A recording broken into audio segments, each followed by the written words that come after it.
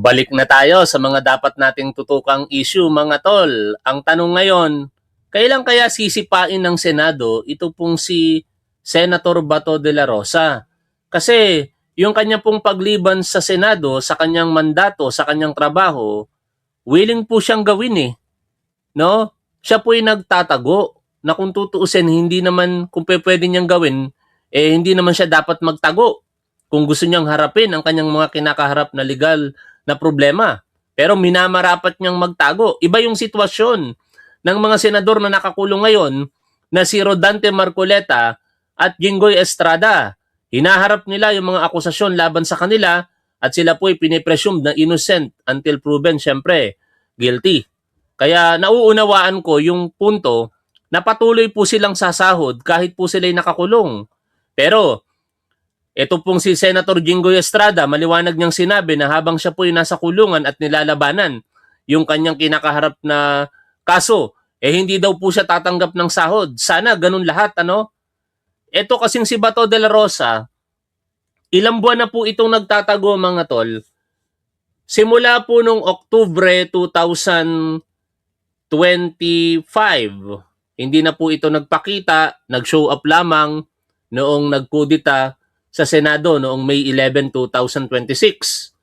At nung May 13, 2000 o May 14 ng madaling araw, 2026, tumakas po ito. At simula noon, hindi na po makita. Ang nakalulungkot at nakakagalit, patuloy po itong may allotment ng sahod niya. Bagamat sinasabi niya, hindi niya na daw kinukuha yung kanyang sahod. Pero hindi naman natin alam kung totoo ba yun o hindi. Madali kasing sabihin na hindi niya na kinukuha yung sahod niya.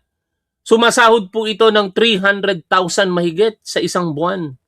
May mga bonuses, mid-year bonus. Tapos pag umabot pa ito ng Disyembre, merong end-year bonus, meron pang 14-month, 13-month, and 14-month bonus. Di milyon. Ang sakit kasi nito sa atin lahat, mga tol, dahil lahat tayo nagbabayad ng buwis. Hindi ko lang alam kung lahat nagbabayad ng tamang buwis pagdating sa income tax. Pero wala pong Pilipino hindi po nagbabayad ng buwis kung ang pag-uusapan value-added tax, yung mga may bisyo, manginginom, naninigarilyo, excise tax kung tawagin, at iba't iba pang uri ng tax. Kaya dapat mag-demand tayo ngayon sa Senado. Ano ang aksyon na gagawin ninyo sa patuloy na pagliban nitong si Senator Bato de la Rosa na patuloy pong merong allotment ng sahod mahigit sa 300,000 pesos? Anong silbi ng kanyang opisina ngayon kung wala po yung senador?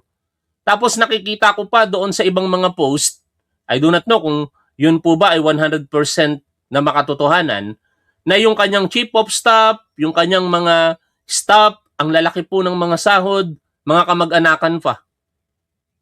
Ano yun? Negosyo na ba itong paglilingkod sa bayan? Ang pagiging public official ba ay business na? Talaga nga naman, oh. Sa pribadong kumpanya, hindi ka pwedeng basta-basta na lamang makapagtrabaho kapag meron kang kamag-anak kasi iniiwasan nga yung sabwatan. Tapos sa gobyerno, pwede. Anong uri naman ng sistema meron po tayo? Balikan po natin ang mga balita kaugnay po nito. Si Senator Bato de la Rosa, sa mga nakalap nating balita sa tulong nito pong si ChatGPT or Top 2, kamustahin nga natin siya, mga tol. Top 2, kamusta ka na? Ayos naman ako, nandito lang. Ready makapagkwentuhan at tumulong kung ano man ang nasa isip mo. Kamusta ka naman? Mabuti naman, pag-uusapan natin ngayon yung sitwasyon nitong si Senator Bato de la Rosa kung saan ito'y hindi pa rin pumapasok, patuloy na hindi nagtatrabaho, pero mukhang may allotment pa rin ng sahod para sa kanya, hindi lamang namin tiyak kung siya ba'y tumatanggap pa talaga. Madali kasing sabihin na hindi na tumatanggap, pero kung meron pong sahod na napaparating, baka tanggapin. Sasabihin na lamang na hindi tinatanggap. Anyway, makinig ka lamang dyan, ChatGPT or Top 2, para meron kang mga insights na sa mga mapag-uusapan natin sa oras na ito. Ngayon, balikan natin yung katanungan na yan, mga tol. Di ba? Nasaan si Bato de la Rosa? Hindi natin alam, nagtatago. Pero sa mga balita na nakalap po natin, ito po yung mga sinasabi. Official attendance, 31 pagliban o absences sa 58 session days. Ang petsang pinag-uusapan po dito ay mula July 28, 2025 hanggang March 18, 2026. Ang dami pang mga sesyon na sumunod dyan. Di ibig sabihin, lagpas pa sa 31 absences ang nagawa nitong si Bato de la Rosa. Balikan natin yung balita kaugnay niyan. Sabi po dito sa balita noong April 9, 2026, mula po sa philstar.com, most absent senator, itong si Bato de la Rosa. Kaya ang hinahanap natin ngayon dito, mga tol, ano ang magiging aksyon dito ng ating Senado sa pamumuno nito pong si Senate President Sherwin Gatchalian? Naiinip na po ang taong bayan. Ang laki-laki po ng sinasahod ng isang senador tapos wala pong nagagawa dahil siya po'y nagtatago. As expected, Senator Ronald De La Rosa has topped the list of senators with the most number of absences from plenary sessions during the first regular session of the 20th Congress. De La Rosa has not been seen in the Senate since November 2025 due to rumors of an International Criminal Court arrest warrant for him in the Crimes Against Humanity case of former President Rodrigo Duterte. The Legislative Journal Service attendance records for the first regular session, alisin lang natin yung tunog, yan, from July 28, 2025 to March 18 showed De La Rosa lagged 31 absences in 58 session days. Uulitin po natin, ang pinag-uusapan po nating petsa dito ay mula po July 2025 hanggang March 2026. Hindi pa kasama dito yung May, yung June, at ngayong August, no? Hindi pa kasama yon. Kaya sigurado, mas marami pang mga absences itong si Bato de la Rosa. Kaugnay pa rin yan, sa ikalawang balita, nakalagay po dito, Senate leadership, tuloy ang compensation dahil walang automatic no work, no pay. Ang saklap na katotohanan nun, ano?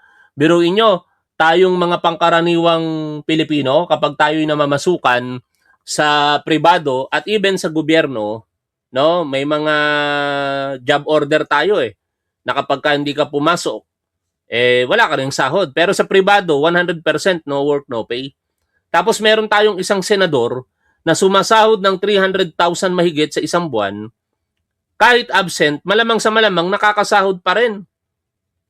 Ito ang mahalagang sagot sa tanong kung bakit may salary issue kahit absent. Iniulat na sinabi ng Senate leadership na walang umiiral na no work, no pay policy na basta magpuputol sa compensation ng senador dahil sa absences. Anong gagawin natin ngayon? Dapat gawan nyo ng kaparaanan yan.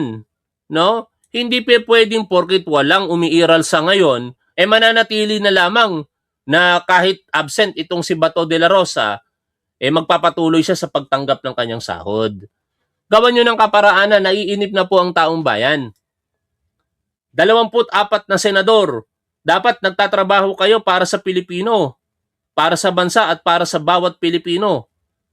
Ang masakit pa dyan, bukod dito sa pawala-walang si Bato de la Rosa, may mga senador pa dyan na parang hindi naman nagtatrabaho para sa mga Pilipino kung hindi para sa mga Duterte. Kailangan pa ba nating isa-isahin ang mga yon? Nakaka-frustrate, mga tol no? Na meron tayong nagtatagong senador ngayon sa katauhan ni Bato de la Rosa. Kung gusto niyang magtago, wala tayong magagawa dahil hindi mahuli-huli ng ating otoridad. Pero sana kahit paano, ang Senado, gumawa naman po kayo ng kaparaanan para magkaroon ng katarungan sa pondo ng bayan. kaliwat kanan na nga yung mga anomalyang pinag-uusapan natin. Nandyan ang impeachment nitong si Sara Duterte na magpapatuloy bukas at may kaugnayan sa confidential funds na di umano'y hindi ginasta ng tama yung 125 million pesos confidential funds at 612.5 pesos confidential funds sa OBP at sa DepEd. Nandyan ang bilyones na halaga ng pera ng taong bayan na ninakaw ng mga balasubas kung tawagin ng ating Pangulong Bongbong Marcos kaugnay ng mga flood control project anomalies. Tapos, may mga ganito pang sitwasyon na parang kinakalimutan na lamang. Wala na akong nakikita ngayon na pinag-uusapan ito so far eh. Medyo nalilihis nga ang atensyon natin. Siguro, sapat na na-call out natin yung mga dilawan sa katawan ni Christian Esguerra at iba pa dyan.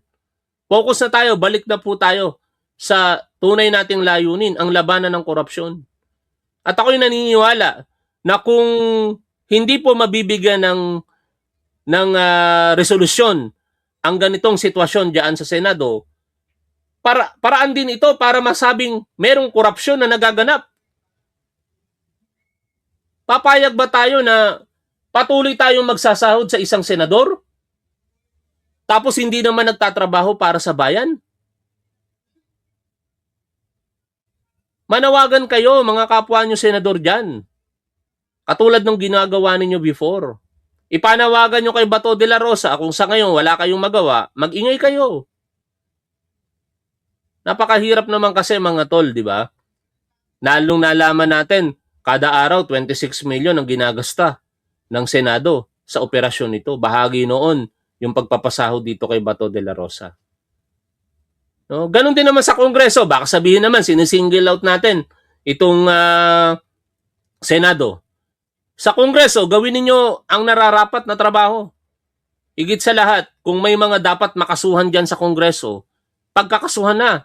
Sa bagay, isa-isa ng pinapangalanan ngayon ang Office of the Ombudsman, yung mga kongresista na nasa kanilang radar ng investigasyon at posibleng makasuhan kinalaunan.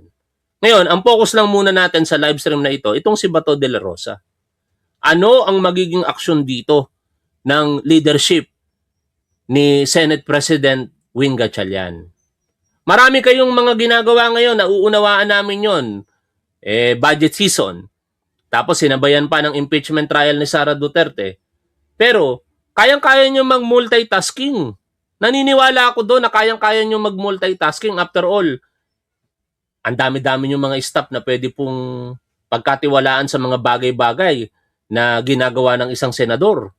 O with your approval, o gawin mo itong mga bagay na ito para magpatuloy ng walang pagkakaantala yung trabaho natin sa ating opisina. Pero, huwag nyong kalilimutan. Nagkakalimutan na kasi mga tol eh. Siguro hindi kayo magdi-disagree sa sinasabi ko. Nagkakalimutan na yata tungkol dito kay Bato de la Rosa. Sa panig naman ng ating ehekutibo. Sana gawin nyo po lahat ng nararapat para naman matukoy na kung nasaan itong si Bato de la Rosa. Kasi hindi lamang ito usapin ng paghahanap ng hustisya para sa mga libo-libong mga kababayan po nating napatay sa war on drugs si Rodrigo Duterte. Hindi na ito usapin lamang tungkol doon. Usapin na rin po ito ng paggasta ng pondo ng bayan dahil ito pong akusado sa ICC na si Bato de la Rosa, aktibo po itong senador, hindi nga lang pumapasok, tapos patuloy na nakakatanggap ng allotment ng kanyang sahod. Ang hindi lang maliwanag kung kinukuha niya ba ito o naiiwan sa kanyang opisina. Pero ganun pa man, sayang yung pondo eh. 'Di ba dapat nagagamit sa serbisyo publiko? Kung hindi niya kinukuha sa isang buwan, magkano 'yon? 300,000. Kung napunta 'yon sa serbisyo publiko, di ang dami nang nagawa. Kaya tayo nananawagan kay Senate President Win Gatchalian. Magaling na Senate President so far. No, bagamat maraming tumitira sa kanya ng mga DDS, pero naniniwala ako na mahusay, masipag na Senate President itong si Win Gatchalian. Kaya Senate President Win Gatchalian, gawan niyo po ng kaparaanan kung paano po mabibigyan ng katarungan ang pondo na ginagasta, partikular sa sahod nitong si Bato de la Rosa. Ano na bang meron sa Ethics Committee ngayon? Kasi dati ang ingay-ingay, partikular na mga dilaw, nung ang namumuno sa Ethics Committee ay si Senator J.B. Ejercito, lintik kong tirahin ninyo si Senator J.B. Ejercito. Sino ba ngayon ang namumuno sa Ethics Committee? Bakit ang tahimik ngayon? Dapat, kung ano ang pagtrato ninyo kay Senator J.B. nung nakaraan, itrato nyo na rin kung ano yung chairman ng Committee on Ethics sa ngayon. Mag-ingay tayo. Hindi porkit nakaraan si Senator JB, mayat-maya yung binabanggit ang pangalan niya. Tapos ngayon nagkaroon ng pagbabago, tahimik lamang. Mag-demand tayo mga tol. Uulitin ko yung madalas kong naririnig sa kanila. What is good for the goose is good for the gander. Kung ano ang pamantayan, pagtingin, pagtrato natin sa magkapares na sitwasyon, parehas lang nating i-call out. Wala namang pinagkaiba ang sitwasyon ngayon.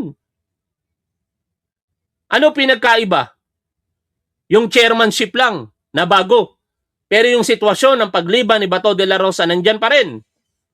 Yung mga kasong dapat na isusulong laban sa mga senador katulad ni na Chis Escudero, Joel Villanueva at iba pa dapat nagpapatuloy. Hindi natin nakakalimutan yan. Nagpapasalamat tayo sapagkat sila'y ngayon aktibo sa impeachment court bilang senator judges. Partikular, itong si Senator Judge Presiding Officer Chis Escudero. Nagpapasalamat tayo dyan. Pero hindi ibig sabihin nun, kakalimutan na natin yung mga issue na ibinabato sa kanila. Ganon din sa Congress. Partikular, ito pong si former Speaker Martin Romualdez. Anyway, sinasagot niya naman yung issue. Hindi niya tinatakasan. Dapat magkaalaman sa huli kung sino ba talaga ang may mga kasalanan at may mga pananagutan dyan. No? Yun ang mahirap eh.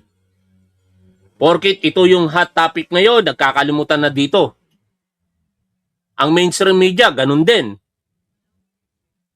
Ang mga senador, kung ano din yung issue, doon din sila sumasawsaw. Nagsasalita. Sabagay, tinatanong naman kasi sila ng mainstream media. Pero wag natin kalilimutan si Senator Bato na patuloy na sumasahod kahit hindi nagtatrabaho. O sana, sabihin ni Senator Bato, kahit hindi siya magpakita sa publiko na hindi siya sumasahod, hindi niya tinatanggap yung sahod, kaso lang sayang yung pondo. Nakatenga yung sahod niya doon, imbis na nagagamit sa serbisyo publiko. No? Karapatan natin mag-ingay mga tol. Karapatan natin mag-criticize. Pero sana, sa pag-criticize natin, hindi tayo nagiging hindi makatwiran. Nasa demokrasya tayo eh. Wala tayo sa diktador na bansa. Ang bawat Pilipino pwedeng magsalita, pero dapat makatwiran. Huwag kang mag-aakusa, in particular, kung wala kang ebidensya. Eto, hindi natin inaakusahan si Senator Bato de la Rosa. Facts ang pinag-uusapan natin dito. Katotohanan na siya ay merong warrant of arrest mula sa ICC. Katotohanan na siya ay nagtatago.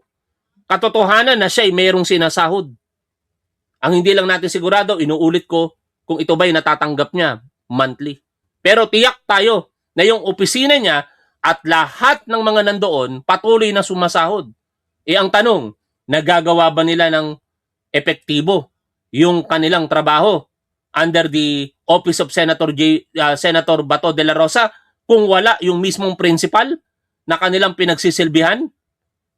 Kung wala si Senator de la Rosa na kumakatawan sa tao? Madaling magsalita eh, pero parang nagkakalokohan pagka ganito mga tol eh. No, kaya sa puntong ito, pinapaalala natin sa harapan ng publiko, nakikiusap tayo sa Senado sa pamumuno ni Senate President Win Gatchalian. Nauunawaan po namin, very busy po kayo. Budget season, impeachment trial, at iba't iba pang mga mandato nyo dyan na inyong ginaganap. Pero sana, Senate President Win Gatchalian, huwag nyo pong kalilimutan ang punto na ito, na merong isang senador na nagtatago na parang nagkakalimutan na lamang na merong isang senador na nagtatago na hindi natin tiyak kung yung ibinabayad ba sa kanya ay nagaganap pa yung tungkulin niya o nasasayang na lamang. Kasi pwedeng sabihin ni Bato de la Rosa, hindi, nagaganap pa rin naman yung tungkulin ng kanyang opisina, nandiyan yung mga staff niya. Pero yung direktang paglilingkod niya, wala na eh. Yun ang problema. No? Kaya sa huli mga tol, Mr. Senate President Win Gatchalian, sana ma-actionan niyo po ang katanungan ng taong bayan dito. Si Senator Bato de la Rosa ba? Kailan ba sisipain ito ng Senado? Kung wala kayong rules, anong magagawa ninyo para disiplinahin ang ganitong sitwasyon? Magpapaulit-ulit ito pag nagkataon. No, nakakapanghinayang ang pondo ng bayan. Hanggang dito na lamang muna mga tol. Maraming salamat sa patuloy ninyong suporta sa ating gobyerno, sa ating Pangulo, at dito sa ating programa. Lagi nating tandaan kung ano ang tama at dapat, doon tayo. Keep safe. See you always. Bye for now mga tol.